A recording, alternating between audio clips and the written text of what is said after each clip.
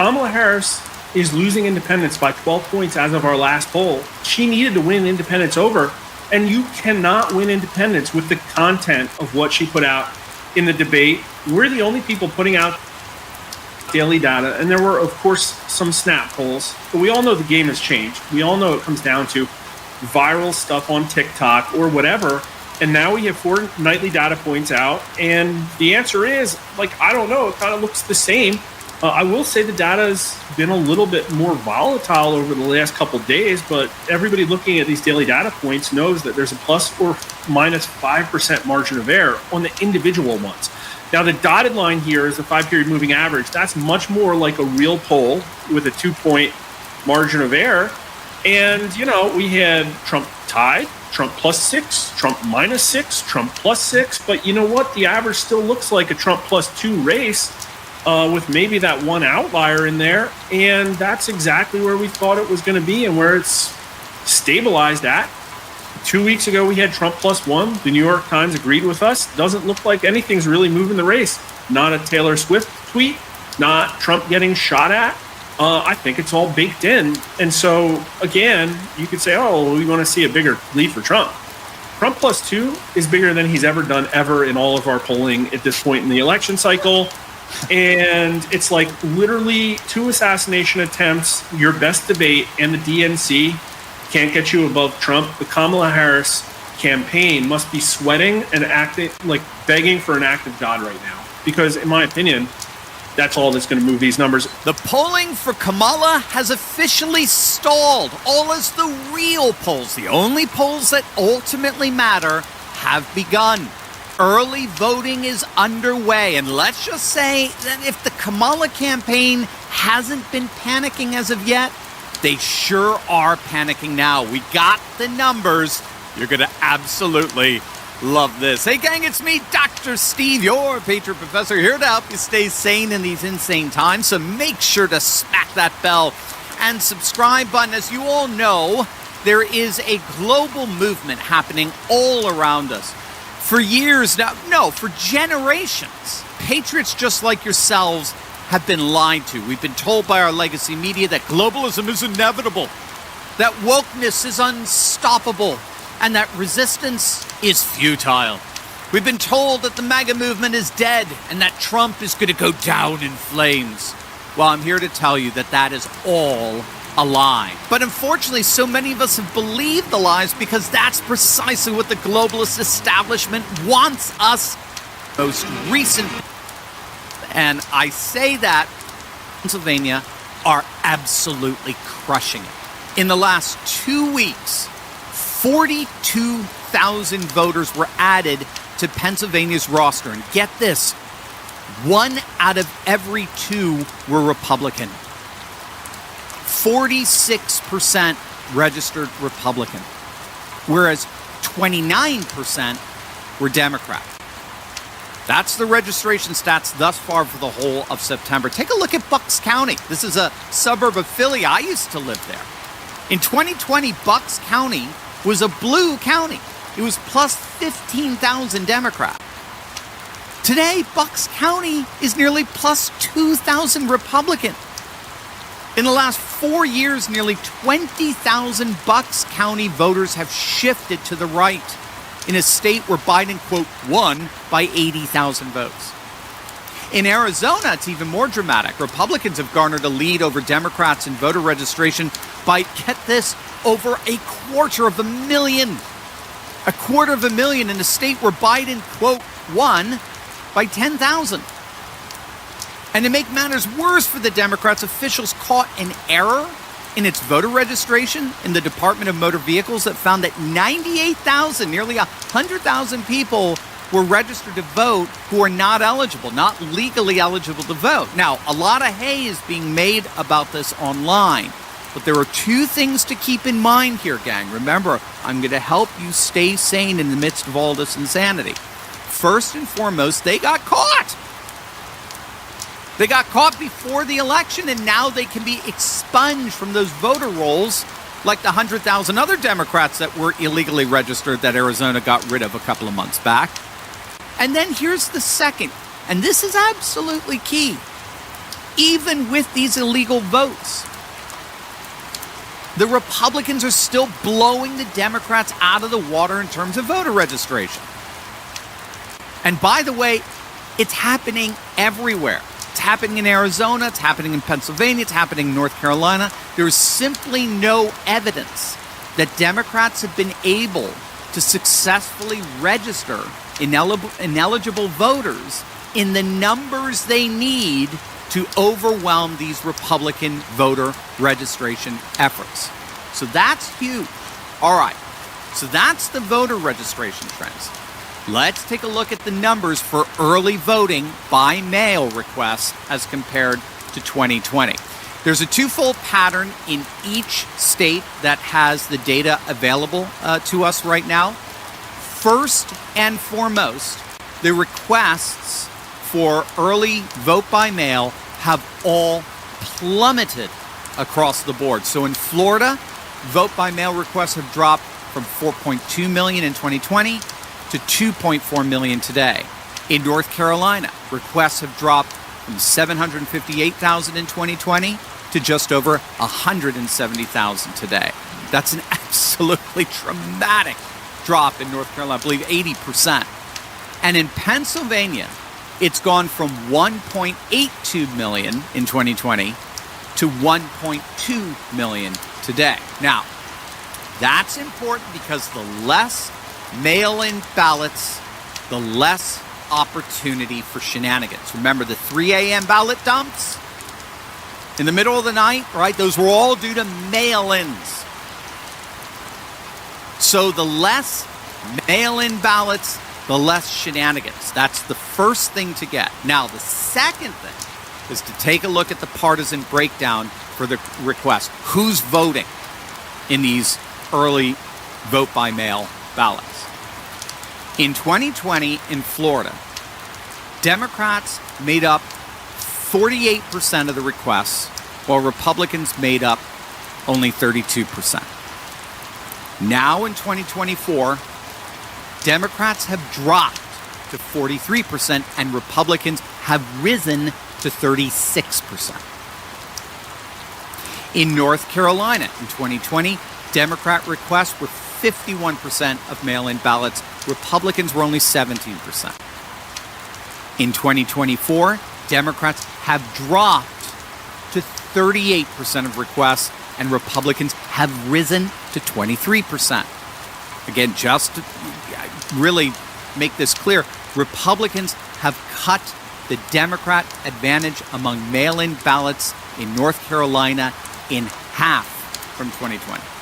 Democrats had a 34% advantage in 2020. That's now been reduced by more than half to a 15-point advantage. And in Pennsylvania, Democrat requests for mail-in ballots were 70%, while Republicans were 29%. That's a 41% advantage for Democrats.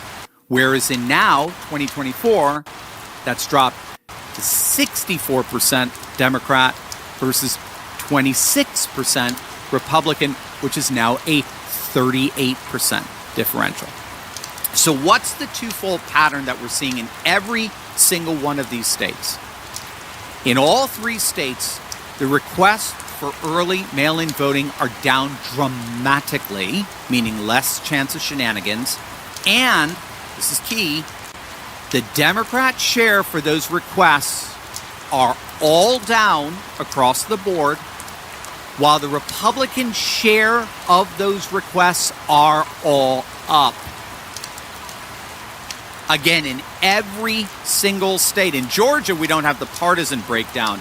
Unfortunately, we just have the request numbers, and they're down 90%. Mail-in voting has basically collapsed in the key swing state of Georgia. And the latest polling shows Trump with a very solid and steady lead there. Again, like you heard at the beginning, I mean, the polls are basically stagnant. They're not moving. They've been that way forever. That's why all these puff polls with response bias that the legacy media is pushing right now are all just such a bunch of nonsense. Now, again, to really get a sense of what this means, compare where we were 50 days out from the election in 2020 to where we are now in the key swing state of Pennsylvania. So as you can see, Republicans are down nearly 15% in terms of their requests from 2020. Democrats are down nearly 30%, which means that Republicans are down about 55,000 votes, but the Democrats are down by over 300,000. Now, given that Biden, quote, won Pennsylvania with 80,000 votes, this ballot differential is absolutely devastating for the Democrats. Their margin that they won the state by back in 2020 has been cut in nearly half. I mean, you have to let that hit you. The Democrats' margin has been cut in nearly half in 2020 in the key swing state of Pennsylvania in terms of these early vote totals. To make matters even worse, the later Insider Advantage poll has Trump leading Harris +2 in Pennsylvania. And things are even worse in North Carolina. Not only are the mail-in ballot requests down 80% all over from 2020, but the Democrat mail-in ballot requests are down 8%, while Republicans are up 3%. And this all the while the black vote, which was 16% of the vote in 2020 North Carolina, has dropped now to just shy of 11%. And the white vote is up over 6%. And keep in mind, more blacks are voting for Trump than ever before, along with the white vote, which Trump has doubled in terms of his support since 2020. Again, that's very important to remember. Democrats are always going to have an early vote advantage, early vote by mail advantage. They always have in every election. The issue is minimizing the margin of the advantage. Right? That's been the goal with the voter registration. Republican voter registration has radically minimized Democrat margins while maximizing Republican totals. They've minimized Democrat margins while maximizing Republican totals. And that's been Trump's secret sauce for the last year. We've been talking about that in a number of videos. The reason why every single poll, I reiterate, every single poll out there shows Trump in a stronger position to win this election than he has ever been, either in 2016 or 2020. The reason for that is because Trump has maximized the support of his base while minimized the Democrats' margins.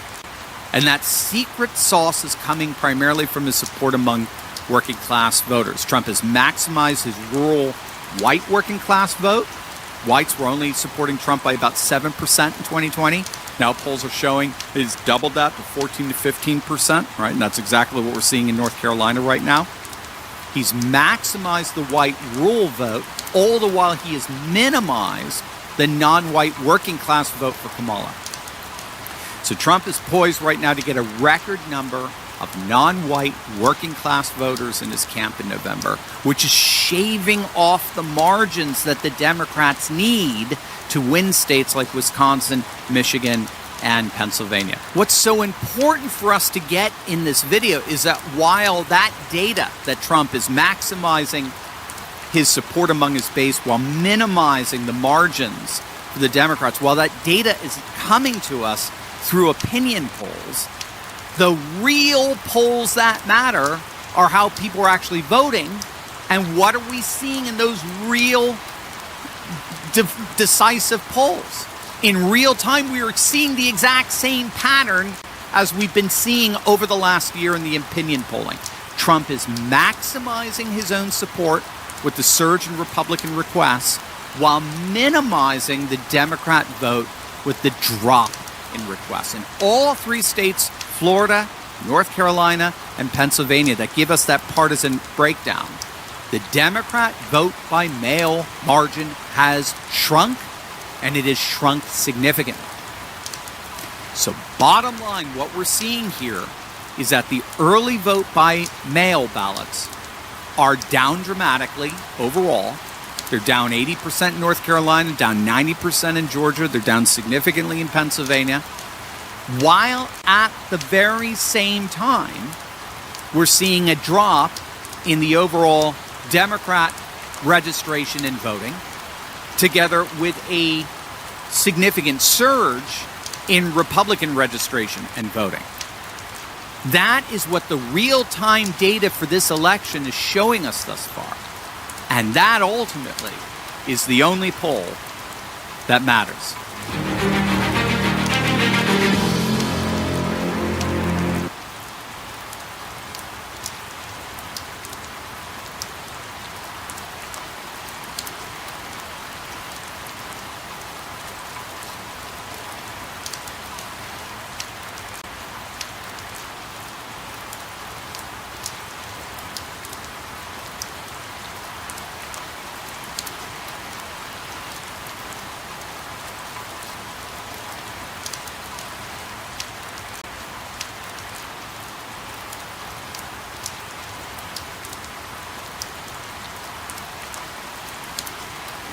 Fiverr.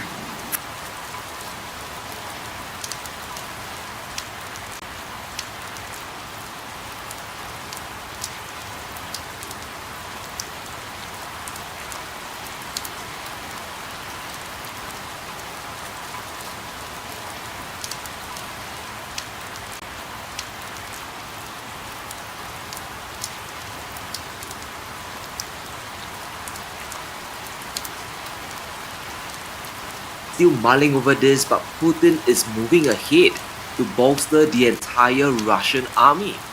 Very soon, Russia's troops will reach 1.5 million soldiers, the second largest after China. According to the readout, Russia is on guard against massive escalation on various fronts.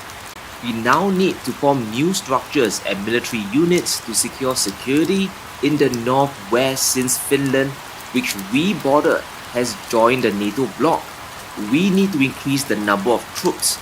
So either Putin knows something that we don't, or Russia is now on high alert. And whether you like Russia or not, we mustn't dismiss the warning Putin issued a while earlier. Стран НАТО, Соединенных Штатов, европейских стран в войне на Украине. Это их прямое участие. И это уже, конечно, существенным образом меняет саму суть, саму природу конфликта. Это будет означать, что страны НАТО, США, европейские страны воюют с Россией. This mobilization is a big warning to the West that we have the manpower and we have the resources to fight on. Now, there are many analysts out there saying that Russia can't justify the expense of raising new troops, that the defense budget is a big financial drain and this will hurt the Russian economy. In 2024, Putin will be spending almost 29% of the entire budget on national defense. That's 10.7 trillion rubles, more than $100 billion. However, the rest of the federal budget for housing, education and healthcare is also heading up as well this year. So the defense allocation isn't really crippling the rest of the economy, it will be business as normal. Why can Russia afford to boost their military budget, right? This is something that we all need to ask and something that the West needs to understand. Because their revenue this year is expected to increase by more than a third. Energy sales are still going strong. And if you're the West, this is terrifying for you. The battle for attrition isn't just on the ground, it's on your economy as well. If Russia ups the ante, you have to throw more chips on the poker table as well. Understand that the sanctions on Russian oil, they have failed. That was the main mechanism, right? The big plate of spaghetti the West threw on the wall. That isn't working. We know what has happened. The world, especially BRICS, and even Europe itself can't break away from Russian energy. This chart shows us how the oil sanctions are collapsing in real time. Really pay attention to this. The squeeze on Russian revenues is coming to an end. When the West punished Russian oil 2 years back, it caused the discount of Russian barrels to reach over $30 versus Brent, and this meant Putin's revenues took a massive hit for a few months. Then came the oil price cap in December and in 2023. That caused the discount to widen as well. But this year, Russia has flipped the situation. They have figured out ways to get their oil to the markets while reducing the discount. It's now less than $5 a barrel. Russia can most definitely afford this budget and their mobilization. Now, I want to be clear, another mobilization by Putin is going to force the West to double down as well. They can't afford to back down, not right now. It just challenges the entire narrative. Despite the EU being economic trouble and the US national debt heading basically to the stratosphere, pride is going to force them to go all in. In the Aspen Security Conference, Blinken hinted that future administrations beyond Biden will continue the fight. Any administration has to ask hard questions. If we stop, if we reverse ourselves, if we let Ukraine down, what will Putin do? He will then really resume the aggression and possibly have a chance of succeeding where, for now, he's failed. He won't stop at Ukraine. He's likely to go at other countries in the region, including NATO allies and other would-be aggressors far afield from Ukraine, far afield from Europe. They're taking lessons from this. The problem with war spending is that it affects all of us. When Russia ramps up spending, when the US ups the ante, it floods the entire market with a ton of money. It keeps inflation high and explodes the national debt. To date, the US has provided $55.7 billion in military assistance since the war began 2 years back. But that's just the money being sent so far. The total bill is far bigger. In total, Congress has passed 5 bills, totaling $175 billion. The latest amount raised was over $61 billion, and this is money going mainly to the military-industrial complex. And we haven't even factored in the EU yet. It's going to the people right at the top, and what do they do with the money? They buy a ton of assets, and that drives prices up even higher. So if you're wondering why things like stocks and gold are rising higher, war spending is really a serious factor. You are expanding the money supply and it's flowing to the few instead of the many. This is part of fiscal dominance and is supporting prices even higher. There's a reason why the IMF is re-engaging Russia at this point. They have considered Russia's economic situation as more or less settled. They are even planning a visit to Moscow, which means they don't expect a collapse and that Russia's growth will continue for quite a while longer, for a very long time. While the West is struggling to contain Russia, they are also fighting another economic battle. The G7 is fighting another war of financial attrition with China. And this all centers around supply chains. We have said many times that Beijing's advantage goes beyond just cheap energy from Russia. They have an entire ecosystem that's geared towards manufacturing and industry. In a report, the West, they are waving the white flag. They are trying to break China's dominance of rare earths, minerals needed for everything from EVs to military weapons. But China controls at least 70% of the global production. They are decades ahead. The G7, they are racking their brains. They are figuring out that playing catch up is nearly impossible now. Imagine you are the US. Your plan is to maintain economic hegemony. We all know that it's nothing new. And to do that, you must reshore your industries back. Now, during the election, Kamala has made it very clear the agenda going forward. Donald Trump said he was going to create manufacturing jobs. He lost manufacturing jobs. And I'm also proud to have the endorsement of the United Auto Workers and Sean Fain, who also know that part of building a clean energy economy includes investing in American-made products, American automobiles. It includes growing what we can do around American manufacturing and opening up auto plants, not closing them like happened under Donald Trump. But riddle me this, how are you going to build a clean energy economy without critical minerals? How can you build affordable cars without control of the supply chains?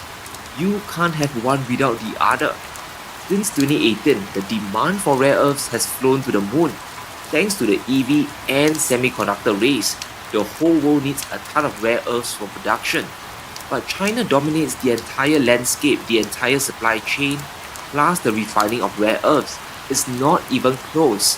Beijing's production is 6 times bigger than the US, and that gives Chinese industries a tremendous advantage. It's a big reason why Chinese EVs are the most affordable in the world. It's also another reason why China won't lose the chips war. Production and research are magnitudes cheaper versus the G7. And here's the big challenge. Can the West endure the financial pain? How much money can they throw to build their supply chains without going bankrupt? Because if they can't, manufacturing will still be in China's hands. This is a good example of how long it takes for rare earths project to get profitable. Japan invested in Australia's Lynas Rare Earths processing plant back in 2011, but this took Japan 8 long years before production could ramp up and turn a profit. The entire project was a money pit for over a decade before it could become sustainable. Can the US withstand a decade of continuous investment without return? And even if output comes online, costs will still be higher compared to China's production, simply because of inflation and labor costs. Remember that this will be done under fire as well. Firstly, interest rates are much higher in the West. Secondly, China could always flood the market with supply and drive US projects underwater. Beijing can always make their industries fight a margin war with US producers. Just like how the US protects the dollar, China will also protect their industrial dominance. And speaking of which, Germany is a clear example of what happens when you don't control your supply chain. Companies are running to China.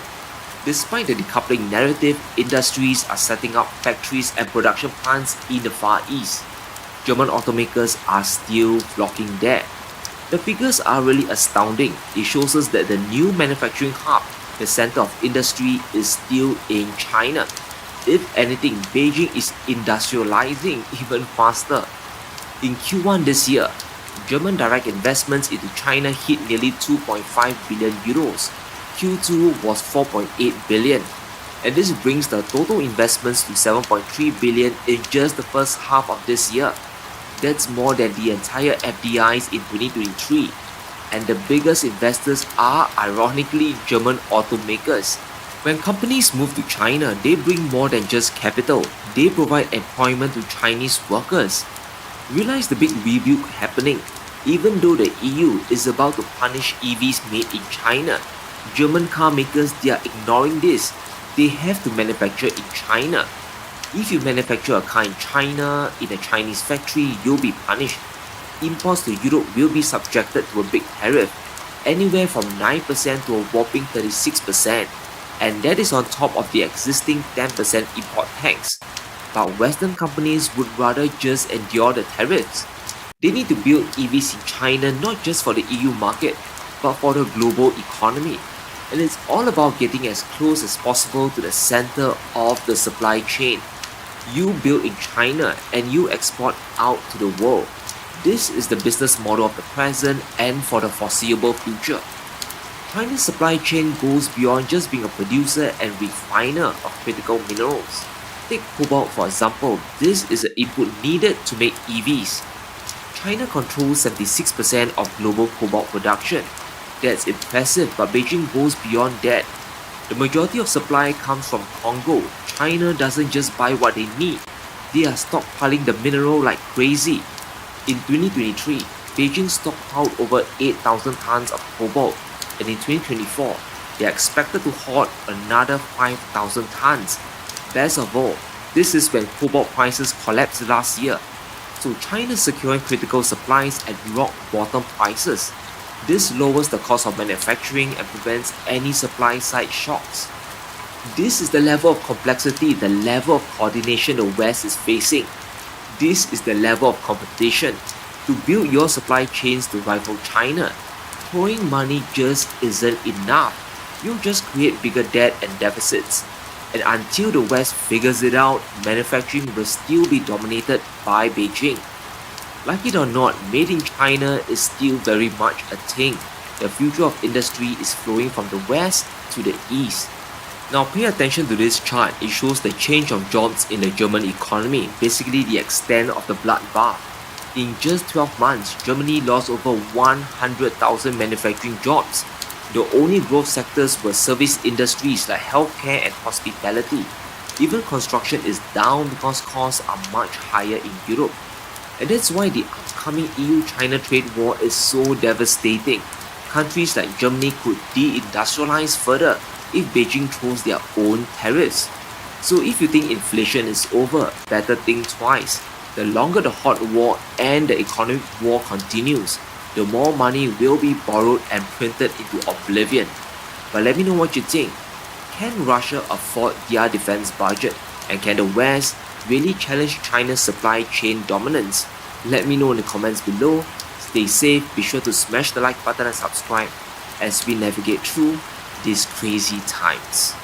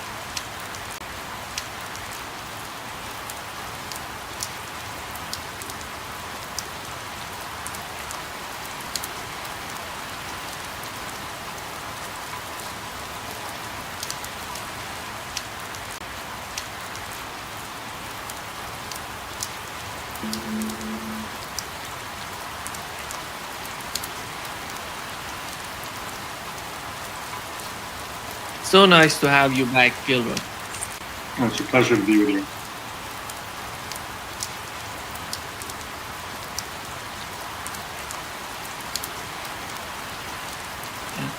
And let's get started with what's going on with Russia and NATO. And Putin was warning NATO not to send long-range missiles to Ukraine using them because in his mind, Ukraine is not capable of using these missiles without NATO getting involved and just running the show behind the scene, or not behind the scene. But how? On the other hand, we had Stoltenberg talking about that sending these long-range missiles to Ukraine would not escalate the situation. Because Putin, every time Putin is putting out a red line and we're gonna cross that red line, nothing gonna happen. In an interview with the Times, he stated that. And how serious was Putin warning? Well, Putin's remarks were said in an offhand way, factual way, unemotional way, and he didn't deliver this on a television address to the Russian nation or address it specifically to the Americans and the Brits. It was, let's remember the context. This was made between two meetings that he had at the just on Palace Square in downtown Petersburg. He was preparing to speak or coming from the Cultural Forum. And he was interviewed by a man who interviews him regularly. He's always following 2 steps behind him. And this is a guy from Russia State News, Pavel Zarubin. And he asked him, and Putin gave the answer that you just mentioned, that has been repeated on all media, both mainstream and alternative, forever since last Thursday, Friday. Now, this was not a specific threat; it was a statement of fact. And going from that statement of fact to the next stage in escalation is a big step. And I think that those of us who believe that you go directly from that to exchanging missiles carrying nuclear warheads, I think they're exaggerating very greatly the timing of the threat. Not that we can't reach that stage, of course we can. But It's not going to happen in one step. The means at the disposal of Russia to respond to, shall we say, to retaliate for the United States, Britain, or others giving the right to use their long-range missiles to attack the heartland of Russia. The distance traveled from that permission to a Russian retaliation of one kind or another is all by itself a step. The Russians have many, many things they can do. In the case of Britain, they don't have to bomb London. They just have to cut the cables attaching Britain to the world, and the British financial district will fold. There are a great many things of infrastructure damage that Russia can do without anybody hardly noticing. So let's look at what happened with Iran and retaliating for the murder in Tehran of an important ally, one of the leaders of Hamas. Did they fire next day? Did they set off a missile barrage or do anything really earth-shaking in the days that followed? Notwithstanding all the warnings coming out of the United States, nothing happened. But 2 days ago, the Houthis suddenly had hypersonic missiles, and the Houthis suddenly inexplicably got through the Iron Dome, got through the American anti-air defense systems on board that whole flotilla that's in the Eastern Mediterranean precisely to prevent attacks on Israel. It got through it all, and it hit target, which hasn't been identified by the Israelis, I assume because it would be too embarrassing. Was that a pure Houthi development? It's unthinkable. It had to have been Iranian missiles. I would add something that nobody's talking about, but I'd like to hear it discussed. And how was that missile programmed? To my knowledge, the Iranians and the Houthis do not have satellites that providing reconnaissance program the missile. So as a guess, and I would say explicitly, this is my guess, the Russians did it. The Russians gave them a direct response to the use of American and West European satellites to program any missile that would be fired from Ukraine into Russia. So two can play the game, two can play proxy war, and I don't see the necessity for an instant move from proxy war to exchange of nuclear missiles. Fortunately for all of us, I think there'll be a few steps along the way before if we ever get to that stage. So these are issues I'd like to raise with respect to how the events of how Putin's warning has been interpreted here among the mainstream and among alternative. If I just take a second just to point out mainstream. Yesterday morning, I listened to the BBC Morning News, and they had a talking head, a university professor, Bristol, I don't know where he was, somewhere in the UK, who astonishing was saying, there's no reason to take these red lines seriously. Mr. Putin is just a bully, and bullies bluff. My goodness, this nonsense, this very dangerous, ignorant nonsense, was yesterday morning being promoted from the state-controlled BBC, and I emphasize that. Anyone who thinks that the BBC is an independent news source has not been applying their mind to the issue. The other thing that Stoltenberg raised in this article in the Times was that he supports the position of France together with the United Kingdom in using these long-range missiles. And do you understand the position of the United Kingdom right now with the Labour Party? Because it seems that they're the same as Sunak was, and there is nothing changed in the United Kingdom. Even it's getting worse. How do you find it right now, considering that? To be worse than Boris is difficult. the Tory government was, and still, the man is still appearing before cameras. He was at this Yalta conference in Ukraine, and he was saying the same old things. So the Tory government isn't exactly the point of departure into new areas for Mr. Starmer's government. He's only continuing in an even slightly worse way under present conditions what Boris Johnson was doing his time in office. But I think the reference has to be, speaking about Labour, it has to be to the inventor of New Labour, and this goes back to three governments ago, to the period before the Iraq War, when Tony Blair was the lapdog, that's how it was called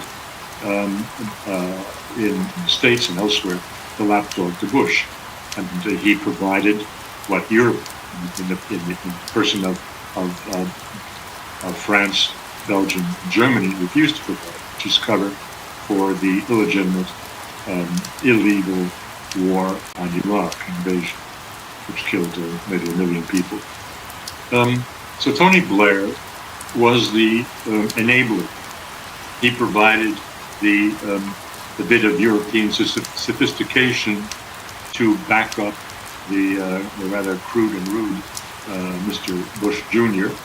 and to give some oomph to this alliance of the willing. And Mr. Starmer and New Labour today is continuing the dog routine of Britain, but he's not a lapdog. He's a hunting dog, and he's out 2 meters ahead of his boss in the White House, and he is really a dangerous personality.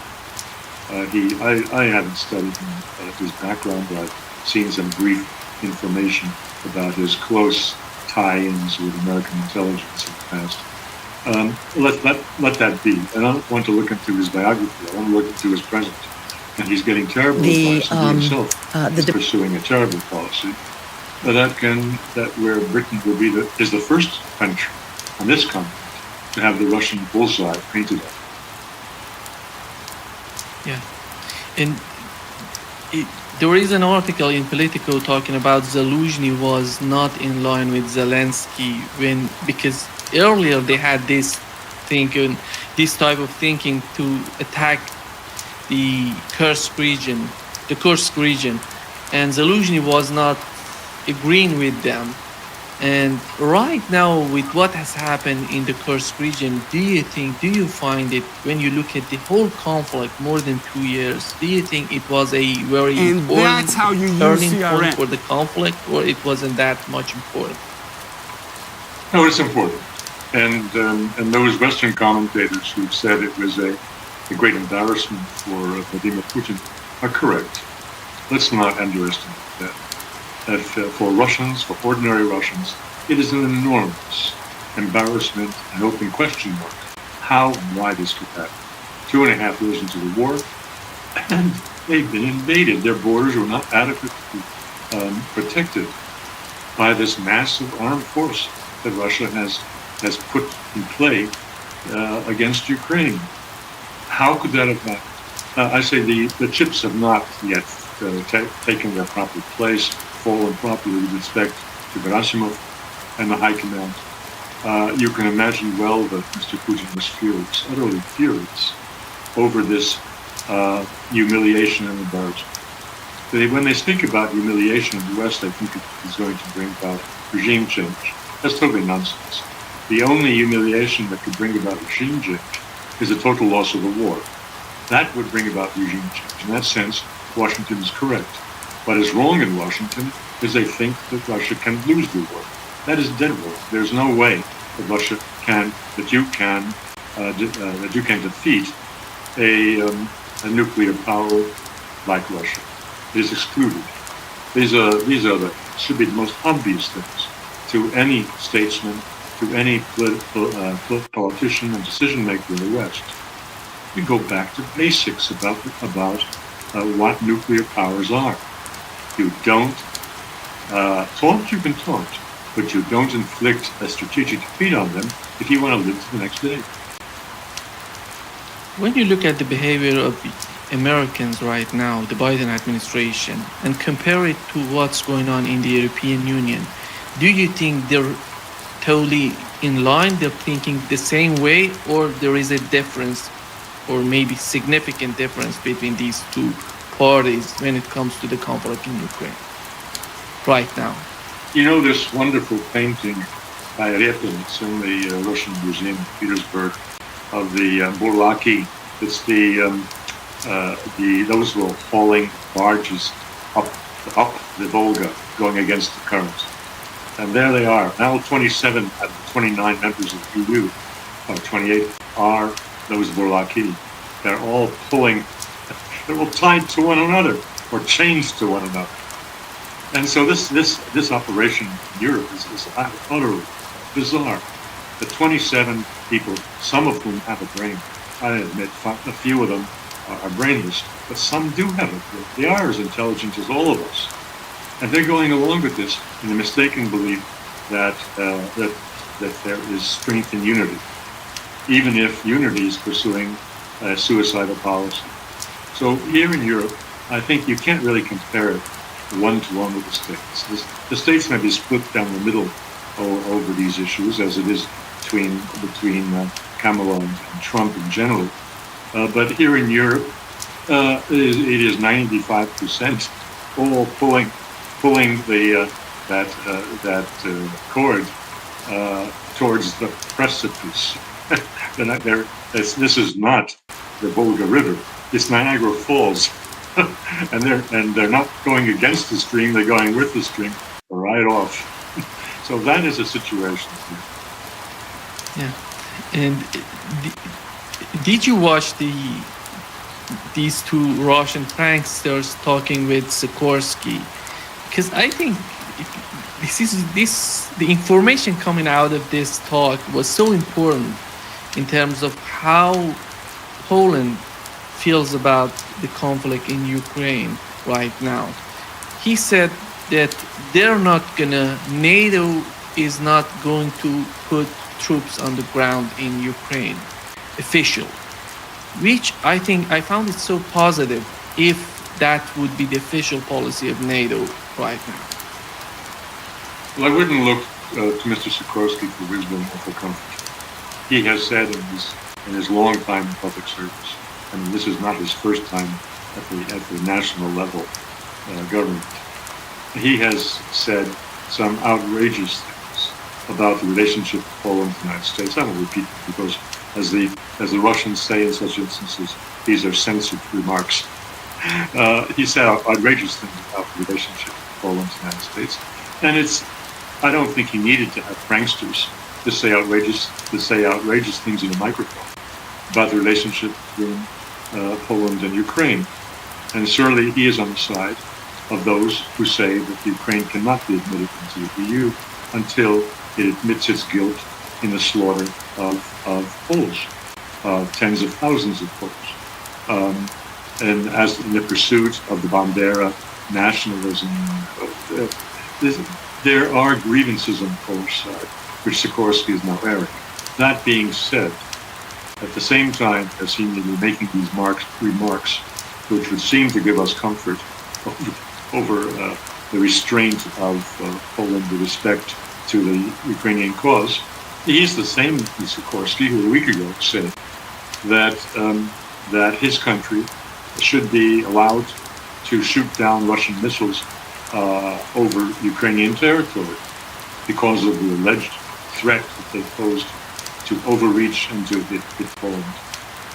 This man, I think, is a little bit is an Eastern version of Mr. Macron, doing anything to steal the limelight and his self-promotion. So and the ambivalence, flip-flopping. One day you think he's your friend, the next day you think he's your enemy. So I wouldn't pay too much attention to Mr. Sikorsky, and keep in mind that he's an American asset.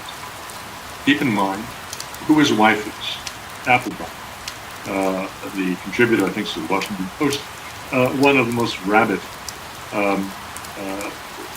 Russophobes. And I will say at the same time an extremely intelligent lady who works hard. I have to know your enemy. You know that I was a close associate of Professor Stephen Cohn, whom I'm sure many in your audience know his name, know what he stood for. And Cohn made a mistake, it was about 2 years before his death, of going into a debate in Canada, at a university in Canada, with Applebaum. And he believed, well, me, Professor Cohn, of course, I know everything. It's all at my fingertips. And then we got this nitwit Applebaum, whom I'm going to debate with. She wiped the floor with him. She was prepared. He looked like a dinosaur. So you have to know your enemies. There's a reason why Sikorsky is powerful. He's got very good contacts in Washington, thanks to his wife, and his wife is no fool. When this conflict started, if I were to pick the most radical country in the European Union toward this conflict in Ukraine, that would be Poland in those days. And right now I would pick the United Kingdom. Do you feel the same way, or do you find it differently? Because right now I don't see Poland that aggressive toward the conflict, toward what's going on in Ukraine. It seems that they're just coming down. They're not having that sort of excitement they had when this conflict started. Well, the Poles have got the Russian tactical nuclear weapons in Belarus just across the border. So that could sober up their minds a little bit. Despite all the rhetoric and everybody wanting to go into the newspapers, I think that may hold them back a little. It's a real competition. Who is the bigger maniac in Europe? The Brits, as you say, totally unreal, delusional in their behavior towards Russia. They think this is the Crimean War of the 1850s. They're missing a beat here, but there are competitors in the Senate, and I think it's very relevant to mention that the Estonian federal government, national government, has been among the foremost crackpots in xenophobic statements. And it is very relevant to where we're going now and to the nature of the head of the European Commission, von der Leyen, that she has appointed, is now promoting to the European Parliament for approval, the outgoing Prime Minister of Estonia, Kallas. Very pretty lady, by the way. And I think the reason, but the same lady who 3 weeks or 4 weeks ago said, we have to bring Russia to its knees. So there you have it. That means a total defeat, and that means World War III, and that means there you've got a timeline of a few days before we're all ashes.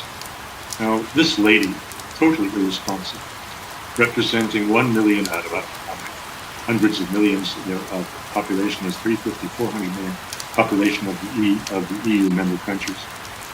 You've got 1 million, 1.2 million in Estonia, which, frankly speaking, a hell of a lot of real Russians, because you go to Tallinn and downtown Tallinn, not only hotels and restaurants, but anywhere, except street beggars who are speaking very good Estonian.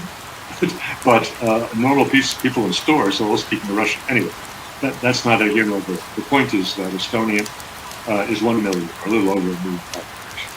And they are lagging 350, about 400 don't have at their disposal at this minute, the actual population of the EU. They're wagging that body, that dog. And this lady has been appointed to be the supreme representative, to replace Borrell, the supreme representative, the top diplomat, and also, since there hasn't been high bluff yet, she's responsible essentially for defense. This is the lady whom von der Leyen has appointed and who will be receiving approval, surely, in next week, as the cabinet or commissioners go before the European Parliament. Why did she appoint her?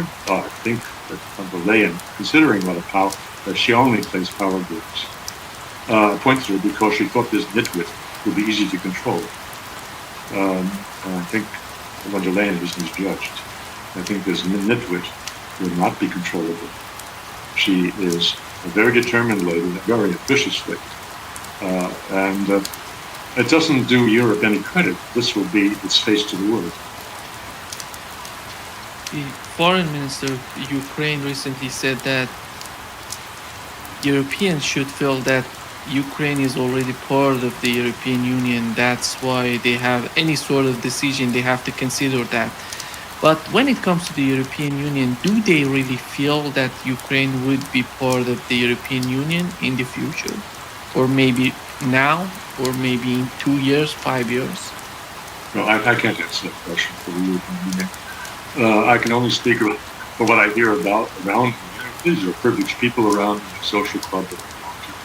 And I don't think that is on the radar screen. I don't think it's a matter of any interest to them whether Ukraine would be in the EU, except when it comes to the question of how much money they have to cough up in taxes to pay for all that, because Ukraine is a black hole financially and will remain so for a few decades to come. But this is not a subject of discussion among the privileged people whom I know socially in the leading French-speaking royal club here in Belgium, and I take that as my guideline. But otherwise, I don't pretend to take a reading of what the man in the street here thinks. Certainly, the guy who runs the grocery store down on the corner is not concerned by that issue of Ukraine's joining or not joining. And again, turning to the people who are well-educated, professional, very successful, and who should be interested in these things. Their interest in Ukraine is like Americans, ideological. They're defending freedom, they're defending democracy. They don't have a clue as to how democratic or undemocratic Ukraine is. It is going by the generalities that they see in the newspapers and on their television sets. But it is that Ukraine, an unreal Ukraine, a non-existent Ukraine that never existed, that they are motivated by and interested in and considering as the underdog in this war with Russia. Yeah. And recently we had two important talks with Stoltenberg and Lloyd Austin. Both of them were pointing out the way of getting out of this conflict would be a negotiating table, a political settlement. And if we assume that in any sort of political settlement, a new security treaty between the European Union and Russia, how do you see Ukraine in that type of talks? Because at the end of the day, we know how important Ukraine, whatever we call it Ukraine, and after this conflict, is as a buffer zone. Because the whole situation that we're witnessing right now is part of this concept of Ukraine being a buffer zone between NATO and Russia.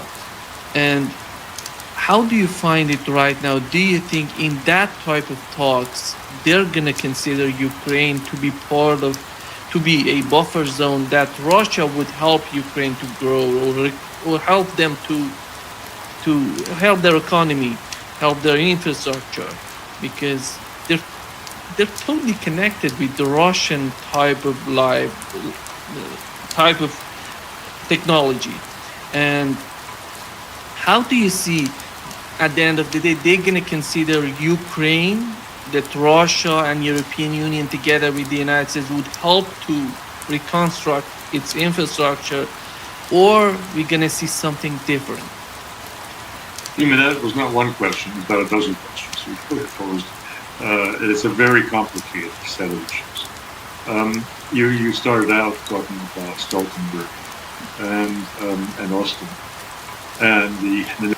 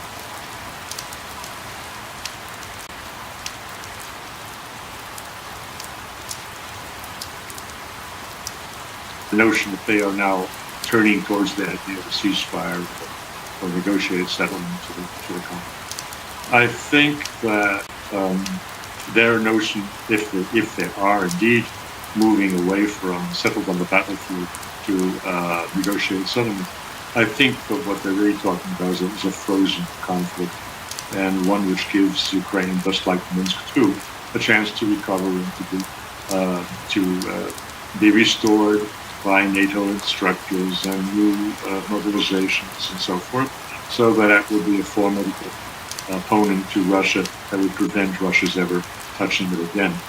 That, of course, is unlikely. The Russians in no way will accept that. Now I'll go forward. I'll bridge several questions to me and go straight to this question of will the Russians support Ukraine should it become neutral? Will they give them assistance? I would say at this point, flatly no. I was listening briefly to Vladimir Solovyov show last night. They put up on screen a video clip of Zhirinovsky, the nationalist Russian leader of the LDPR party, liberal party of Russia, who usually got up to 5, 10, maybe 12% of popular vote in presidential elections, and who died very sadly for his many followers, who died of COVID a couple of years ago. Anyway, Zhirinovsky was saying that, hey, that Ukraine is not a state; it's a beggar, and they remember this is going back perhaps to 2016, 2017, and compare that with what the status of Ukraine today, which is totally on life support from Western Europe and the United States, to pay its pensions, to pay all of its government expenses, not to mention to cover a war that's waging. So he was saying back then that this was a beggar, and that this is, maybe it's earlier that this took place, because yes, it must have been in 2013, 2014 that this interview took place, because he was discussing still in the fall of 2013, Russia had offered $15 billion in aid to Ukraine, and that was mentioned by Zhirinovsky, to help weigh the decision that they had to make between the European Union's offer of a comprehensive cooperation, a partnership, as the path to membership, and Russia's offer to continue the cooperation with Russia and with the East. So that was hanging the balance there. He was saying, why the hell are we offering these beggars $15 billion? It's going to be money down the drain. And I think that attitude is the answer to the question you posed now. Russia will not put up money for Ukraine's prosperity. Then what is left of Ukraine? The last figures I've heard, and this is on various YouTube interviews of the last week, is that the Ukrainian population, perhaps it was Larry Johnson, I don't recall exactly who said it, but Ukrainian population has dropped from 40 million before this to 20 million today. Well, I don't know if that's correct. It's a bit lower than I had understood. Nonetheless, population has diminished greatly, and even after peace is established, it is most improbable that those Ukrainians who have set themselves up in Germany or across the EU are going to rush back to their devastated country and to instant poverty. I mean, it takes years to restore power, water, heat, everything. So let's say that the Ukraine is a basket case, and it will remain at a low population. Where its boundaries will be, well, that will depend on exactly when the Russians stop marching. I think the boundary will be the Dnieper River, but I could be wrong. In any case, the notion of prosperous Ukraine as a buffer zone, as you're saying, That is not to be excluded. But before that can be negotiated and won, we need to have a change in the governments of most all of the European Union and of the United States. Before these governments change, it is inconceivable that Ukraine buffer state will be approved by the successors to Biden, the Democratic Party, Kamala, and her curators, if they come to power. That is inconceivable. It would be acknowledging a vast defeat while standing behind the policy. So it means Trump could do that if he wins enough of the Congress to be able to get through Congress what he wants to do. Here in Europe, for this to happen, von der Leyen has to go, or she has to have her powers trimmed by the European Parliament. There has to be a shift away from the European People's Party and the Social Democratic two-party domination of the Parliament towards the group that Viktor Orban has put together within the Parliament, which represents now about 40% of the membership. There has to be a shift of power away from those who created this disastrous policy towards those who have criticized it. So that is not going to happen today and tomorrow, but it could happen within the foreseeable future, yes.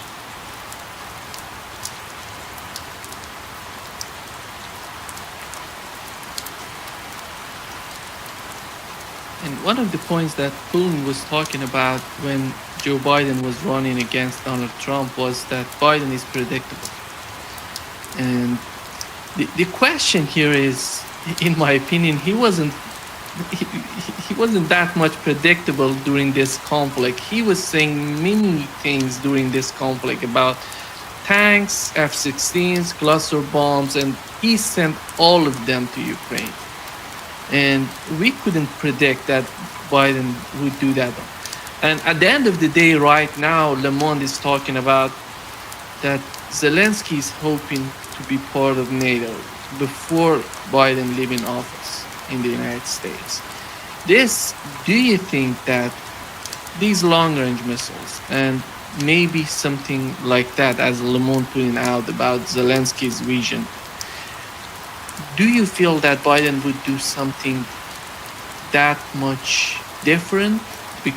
Because we can understand some sort of escalations on the battlefield.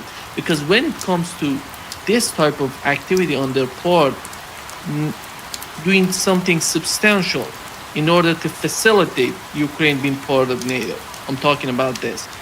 Do you think that the Biden administration would do that before leaving the office?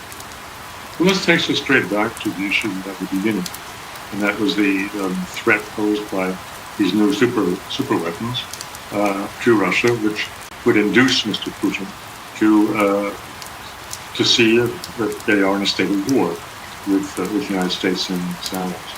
I'd like to just highlight something that, again, people are not talking much about. What is this? What is the real possibility of those Storm Shadow missiles being launched against Russia? Even if permission is given, these missiles can only be launched from aircraft. The Russians have already destroyed almost everything that flies in the Ukrainian Air Force from the Soviet days. And the assumption has been that these missiles will be carried by F-16s. Now, wait a minute. They've taken possession of 6, maybe those 5 of them are still capable of flying, being held in Romania, wherever else they're being held. One has already been shot down by an American Patriot system by accident.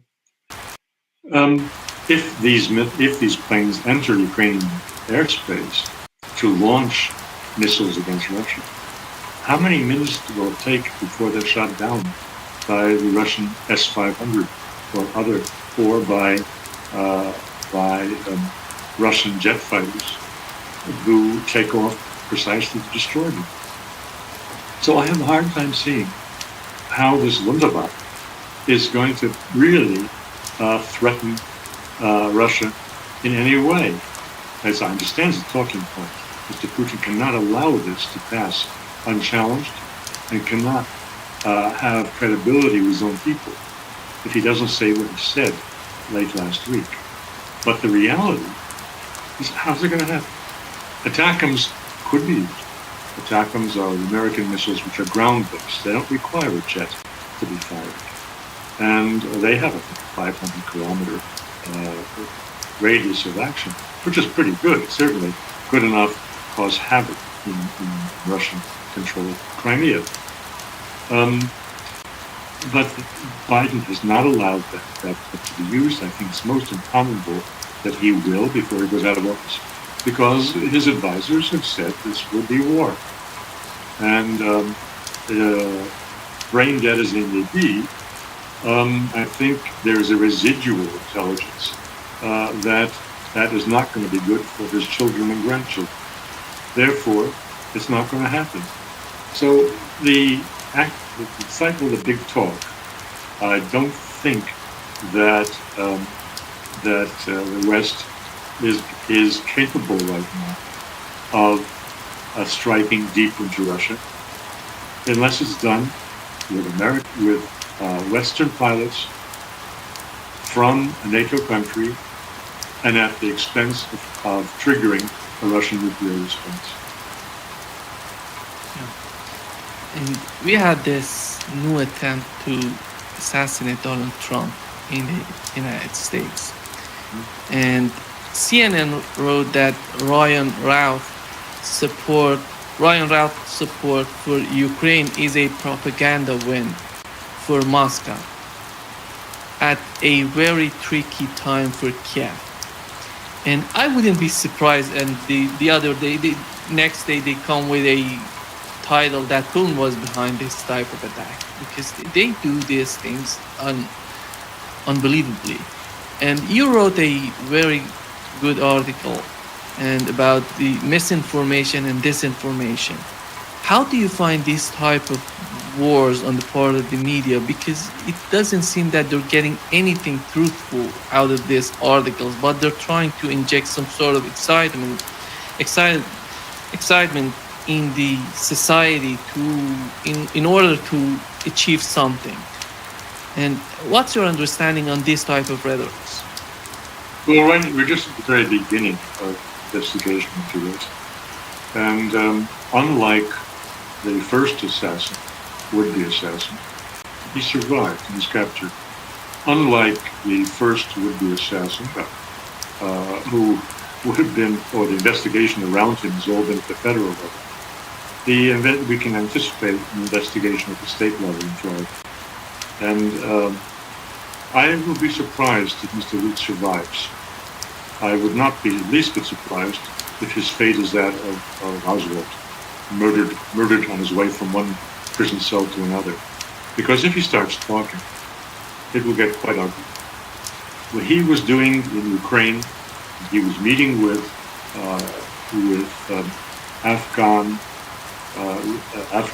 killers, which in a manner that could only be understood if he was being directed by the CIA,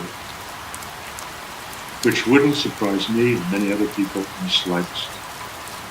This takes us back to the whole question of why the JFK killing was kept secret.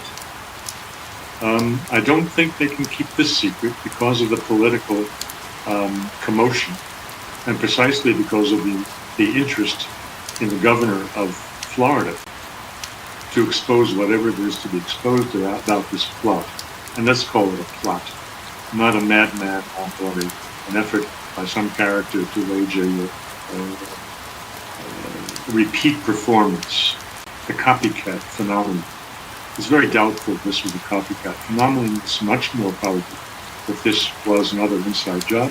And if this is investigated properly, as may well happen, it will be a great embarrassment to the intelligence services, or some part of it. There's been a lot of discussion now about the deep state. There was a very interesting chat, I wouldn't call it a debate, but it's a roundtable discussion between Jeffrey Sachs and John Mearsheimer on just this heading, the deep state.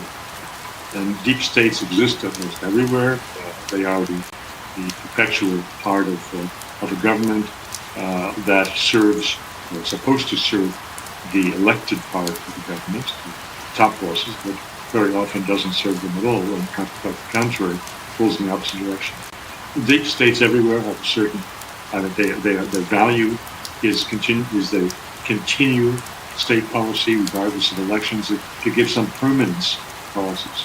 The negative is something I didn't hear these two gentlemen talk about. The American deep state was cut to pieces by the Bush Jr. period, and by none other than Dick Cheney. And this astonishes me that nobody mentioned it. Cheney purged the deep state. Cheney purged the intelligence services. I did an essay on this going back at 10, 12 years, based on some very interesting information that I found on the pages of the web pages of a French intelligence analyst. And the essence of it was that the American intelligence, after 2001, when it was clear that the only thing of interest to American security was the Muslims and the religious extremists in the Middle East. So the Russian assets that the CIA and other intelligence organizations had were deemed to be irrelevant and expendable, and they were expendable. They were fired. And a lot of the information that has informed, has advised the policy decisions of the State Department and elsewhere in the U.S. government have been done on a crowdsourced basis by commercial organizations using largely open sources. Whether this is good or bad is something we can talk about for a long time. The point is, the United States deep state is not today what it was 30 years ago. It has been given a political direction precisely by Dick Cheney. And that is undeniable, and it has made it very especially difficult to uproot the neocons all around government, because the neocons are the deep state. So that is where we are today, and I would hope that this enters into a bigger discourse that was partly raised by two very worthy gentlemen, say by Jeffrey Sachs and John Mearsheimer, but that I believe is missing an important dimension throughout the deep state that is driving things like the assassination of the attempts on Trump is all about.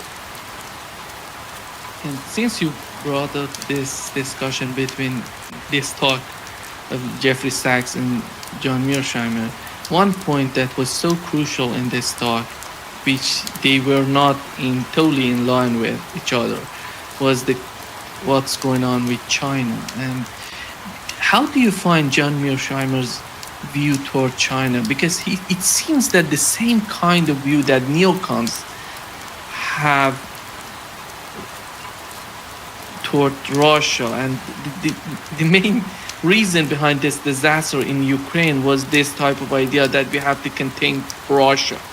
And it seems that John Mearsheimer is suggesting the same kind of policy when it comes to China. On the other hand, we had Jeffrey Sachs talking just vastly about how important the relationship between the United States, Russia, and China is for the future of the world, which I found it so much fascinating. It's so much sane when you think how he's putting out his mind and against what John Mearsheimer is suggesting. Well, let's come back to basics. I have the highest respect for John Mearsheimer. I think he's a real national hero in that he is saying what he's saying, and he's saying things that are nonconformist for a long time, at great jeopardy to his professional career. That he was co-author of the book exposing the Israeli lobbying effort, which almost cost him his professional reputation. It was remarkable. And so he has taken, since 2014, when he published his outstanding essay on who's to blame for the conflict between Russia and the West, in Foreign Affairs magazine, of all places, and did a video of that lecture, which I don't know how many millions, 10 million people have seen it, more, I've lost track. So I have the highest respect for Meir Scheimer. But saying that, let's come back to basics. I'm an historian, he's a political scientist. Political scientists raid history to find lessons. And I don't think John Mearsheimer is any different. We historians have a professional bias. And I would say my bias is that political science is a misnomer. There is no science in it. It is science. What they're doing is systematic, great intellectual exercise to explain their own personal positions. And to say that this is an objective science is very often exaggeration. John Mearsheimer has a lot of experience with China. He was invited as an honored guest there many times. But that does not mean that he is objective about China. And I think when Jeffrey Sachs threw him a bouquet, this was an exchange they had a week ago, or maybe it was just Sachs speaking alone without Mearsheimer present. He was saying that he understood the sagacity of Mearsheimer because back in 2002, Mearsheimer said that inevitably there's going to be a big conflict between the United States and China. And Jeffrey Sachs said, I didn't see that at all. So he has the highest respect for Mearsheimer, given that Mearsheimer foresaw that this is the nature of nations and empires, that they fight to the death to maintain their supremacy when they think it is threatened or when they're about to lose their top position. Okay, good. I don't take anything away from that operating assumption. Maybe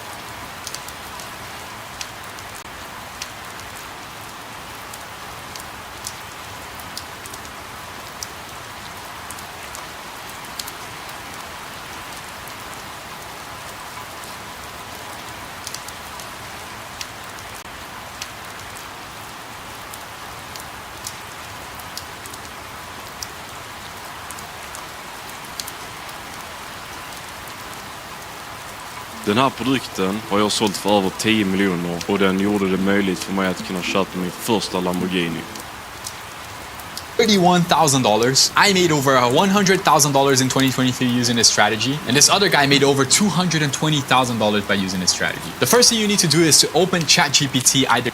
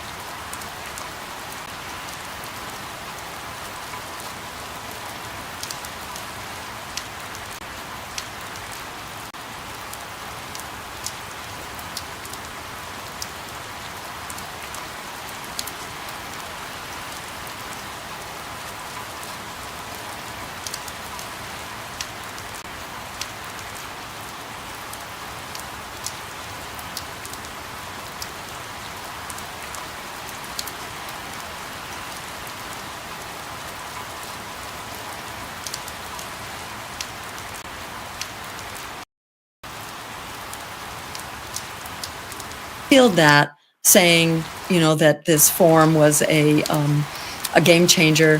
The appeals court sided with them. The appeals court, which I think is largely a Democrat-appointed court, we're now taking it to the Supreme Court. Fingers crossed. So far, it's looking promising. So we may win that and be back on the ballot in Nevada. And they also just announced that they're trying to throw us off the ballot in New Hampshire. And we don't yet know the reason for that. But we've got great lawyers. Actually, Teresa Amados, who was the campaign manager for Ralph Nader, he too had enormous lawfare conducted against him. There were some 20 or more simultaneous lawsuits to throw him off the ballot. And they try to spend down your resources. They try to tie you up in court. But we have wonderful lawyers. We've been doing really well. So we are going to be on the court. We are going to be on the ballot for virtually every voter. So they have failed in their effort to silence not so much third parties as the American voters who are really clamoring for an anti-war, pro-worker, climate emergency choice in this election. And we're going to get it. So right now, it's really a matter of turning the crank, which is not rocket science. If you have super PACs and big corporate donors, that's great. We don't play that game. We work by the ordinary rules. We do not do the kind of the loopholes for legalized corruption, whereby a single donor, a billionaire, can write one check for $1 million. Now, you can't do that under the old-fashioned rules for everyday people. We have $3,300 limits, which is a lot of money as far as most people are concerned. But Democrats and Republicans, they rake in the bucks from these super PACs and what are called victory funds, where a single billionaire can write a check for $1 million and then, pull the strings from the inside. When you're giving that kind of money, it's a pay-to-play system. And that's why they have the agenda, the Wall Street agenda and the war machine agenda that they do. So we don't play by those rules, which gives us the freedom to actually be up by and for the people. But that's why we need everybody out there who wants to see an America that's working for us and a world that's working for all of us, without these endless wars and climate catastrophe that's rolling down on us right now, and the healthcare catastrophe and the housing catastrophe is one catastrophe after another. We're not moving in the right direction at all. We're actually going in the wrong direction. Even under, full democratic rule, we keep going in the wrong direction. So we have a chance to actually change our direction now in a very profound and potentially transformative way in this race alone. It comes down to just the simple ABCs of phone banking, door knocking, tabling, flyering, and fundraising. So if you go to JillStein2024.com, you can be a part of this alternative to a big money machine, is the people-powered machine to create an America and a world that works for all of us at a time when the alternative is, it's literally climate catastrophe and nuclear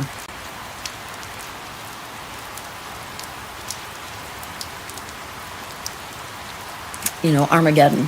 That's not where we need to be going. We actually could have a world that's going to work for all of us if we have the courage of our convictions and tune out, that propaganda campaign that's telling us resistance is futile and we are powerless. It's actually not true at all. We have the numbers, we have the solutions, we actually do have a potential pathway to the White House, even in this race, and then we have a pathway for actually governing according to, the needs of the American people. So there's a complete pathway forward if we decide to stand up and make it happen. Thank you so much for being with us today, Dr. Stein and Michael. Great pleasure as always talking with you. Likewise, a pleasure and really informative. I learned so much every time. Thanks to you both. Thank you.